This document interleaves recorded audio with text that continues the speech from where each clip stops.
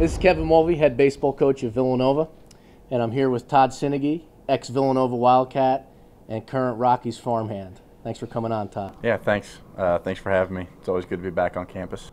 So tell me, what's going on right now in your life as a minor league baseball player during the off season.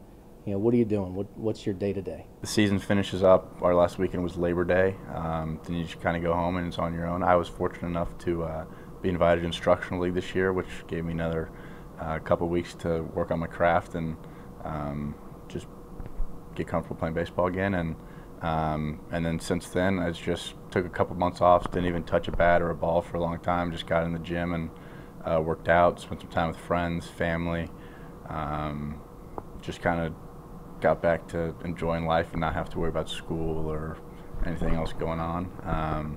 And then now, since like middle of the way through December, I started to swing it a little bit. I'm hitting every day, working out every day, and just trying to get back in shape to have a successful 2019 year.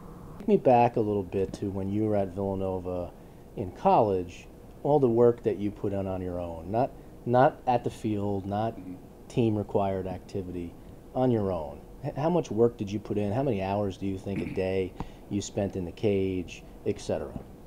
I don't know. It's hard to quantify because, obviously some days were more than others, depending on what I felt I needed at that time. But I definitely like to spend time on my own.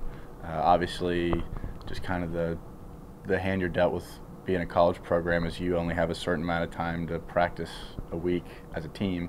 So if you need to develop more, then you need to put some time in on your own. And there were a lot of times when I didn't feel like I got enough out of the day with the team, and so I stayed back and hit in the cage and tried to work some things out on my own. So it was a big part for me because I needed more swings and needed more time in the field and that kind of stuff. Wish I probably would have done a little bit more individualized defense on my own rather than in the cage.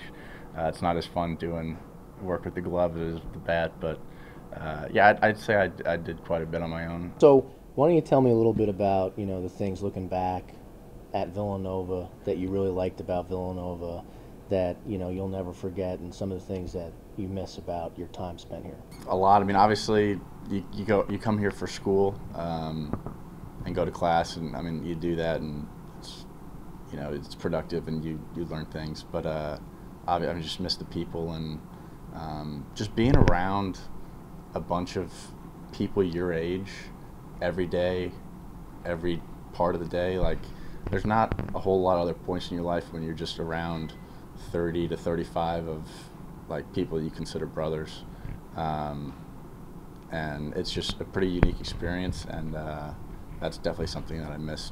I'm back in town now for a little bit, and I get to live with some of my friends that I played with here, and that's awesome, but nothing beats the time when we were living down the hall from one another.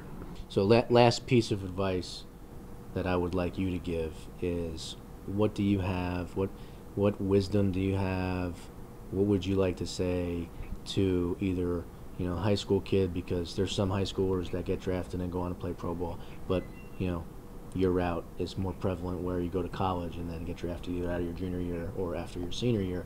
What's your advice and some of the things you would like to say to those athletes to maybe avoid some of the pitfalls that you experienced and do some of the things that maybe you didn't get to experience?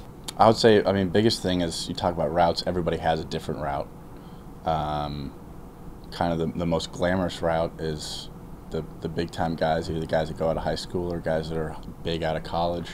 But everybody has different routes, and take advantage of what opportunity is given to you, no matter how big or how small, because once it passes, then you're not going to get it back. So yeah, I think that's my best answer there, because everybody has a different route.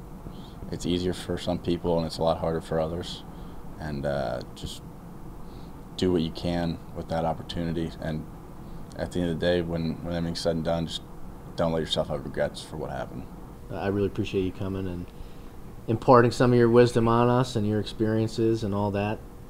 We're very proud of you, and we like having you around, so feel free to come back as you please. Yeah, appreciate that. Thanks for having me.